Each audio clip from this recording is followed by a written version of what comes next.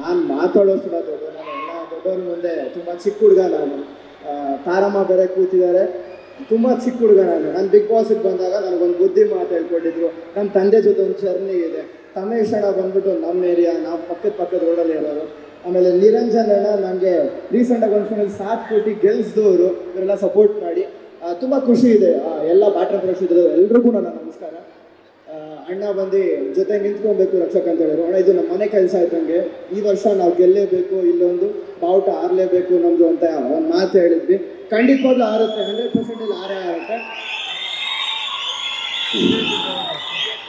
ಇನ್ನೊಂದು ಮಾತು ಹೇಳ್ಬಿಡ್ತೀನಿ, ತುಂಬ ಚಿಕ್ಕ ಹುಡುಗ ಆಗಿರ್ಬೋದು, ಆದರೆ ನನಗೆ ಯಾವುದೋ ರಾಜಕೀಯ ಬಗ್ಗೆ ಮಾತಾಡೋಕೆ ಬಂದಿಲ್ಲ. ನಾನು ಬಿಟ್ಬಿಡ್ರಿ, ಆಮೇಲೆ ಆಚೆ ಹೋಗಾದ್ಮೇಲೆ ಅದನ್ನು ಲಾಕ್ ಮಾಡಿಬಿಟ್ಟು ಆಮೇಲೆ ಬೇರೆ ಏನಾದರೂ ಮಾತಿಗೆ ಬಂದ್ಗಿನ್ಬಿಡೋದು. ಯಾಕಂದರೆ ಫಸ್ಟೇ ರಕ್ಷಕ್ ಅಂದರೆ ಕಾಂಟ್ರವರ್ಸಿ ಹಾಕಿರ್ತಾರೆ, ಅದಕ್ಕೋಸ್ಕರ ಸ್ವಲ್ಪ ಭಯ.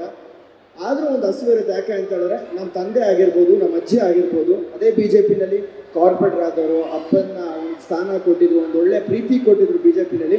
ಅವನ ಪ್ರೀತಿಗೋಸ್ಕರ ಈ ಒಂದು ಕಾರ್ಯಕ್ರಮಕ್ಕೆ ಬಂದಿದ್ದು. ಇವತ್ತವರೆಗೂ ನಾನು ಯಾವುದೂ ರಾಜಕೀಯ ಕಾರ್ಯಕ್ರಮಕ್ಕೆ ಹೋಗ್ದವನೇ ಅಲ್ಲ. ಒಂದು ಭಯ ಇರುತ್ತೆ, ಸಣ್ಣ ಭಯ. ಯಾಕಂದರೆ ತುಂಬ ಚಿಕ್ಕ ಹುಡುಗಾಗಿ ನಾನು ಏನೋ ಮಾತಾಡಿದಾಗ ಅದೇನೋ ಯಾರಿಗೂ ಒಂಥರ ಡಿಸ್ಟರ್ಬ್ ಆಗ್ಬೋದು ಅಂತ.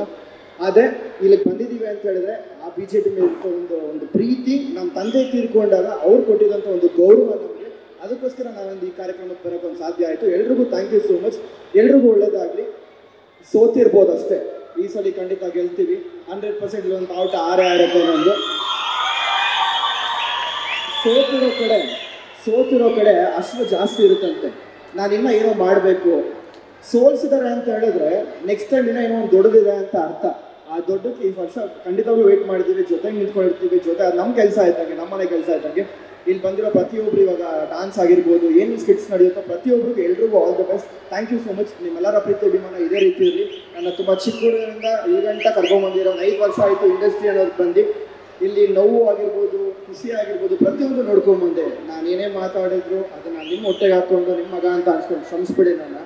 ಆದರೆ ನಾನು ಯಾರಿಗೂ ಕೆಟ್ಟದ್ದು ಬಯಸಿಲ್ಲ, ಕೆಟ್ಟದ್ದು ಬಯಸೋದು ಇಲ್ಲ. ಎಲ್ರಿಗೂ ಒಳ್ಳೇದಾಗಲಿ ಅಂತ ಬಯಸ್ತೀನಿ. ರಕ್ಷಕ್ ಇವತ್ತಿನ ಗಂಟೆ ಯಾರು ಬಂದಿದ್ದಾರೆ ಅಂತ ಹೇಳಿದ್ರೆ ಅದು ನಿಮ್ಮೆಲ್ಲರ ಆಶೀರ್ವಾದದಿಂದ, ನಿಮ್ಮ ಶಿಲ್ಲೆ ಚಪ್ಪಾಳೆ ಆ ಒಂದು ಕೂಗಿಂದಲೇ ಇಲ್ಲಿ ಗಂಟ ಬಂದಿರೋದು. ಇಲ್ಲಾಂದರೆ ಇಲ್ಲಿ ಗಂಟ ಖಂಡಿತ ಬರೋಕ್ಕೆ ಸಾಧ್ಯ ಇಲ್ಲ. ಯಾಕೆ ಅಂದರೆ ರಕ್ಷಕ್ ಬಗ್ಗೆ ಇಲ್ಲಿರೋ ಕಾಂಟ್ರವರ್ಸರ್ಸ್ ಆಗಿರ್ಬೋದು, ಮತ್ತೊಂದಾಗಿರ್ಬೋದು, ಎಲ್ಲ ಮಾಡಿದ್ರು. ಆದರೆ ಅದನ್ನು ಕಾಪಾಡ್ಕೊಂಡಿದ್ದು ನೀವುಗಳು. ನನಗೊಂದು ಗೌರವ, ನನಗೊಂದು ಧೈರ್ಯ ಇದೆ ಅಂತ ಹೇಳಿದ್ರೆ, ಇವತ್ತು ನಾನು ಇಲ್ಲಿ ಬಂದು ಮಾತಾಡ್ತಿದ್ದೀನಿ ಅಂತ ಹೇಳಿದ್ರೆ ಇಂಥವರೆಲ್ಲ ದೊಡ್ಡವರ ಆಶೀರ್ವಾದದಿಂದ ಅಷ್ಟೇ. ಅದು ನಮ್ಮ ತಂದೆ ಮೇಟಿರೋ ಒಂದು ಪ್ರೀತಿ. ನೀವು ಇಲ್ಲಿ ಗಂಟ ನನ್ನ ಕರ್ಕೊಂಡ್ಬಂದಿರೋ. ಥ್ಯಾಂಕ್ ಯು ಸೊ ಮಚ್ ಅಣ್ಣ. ಎಲ್ರಿಗೂ ಒಳ್ಳೆಯದಾಗಲಿ, ಎಲ್ರಿಗೂ all the best. Jaya Anjaneya.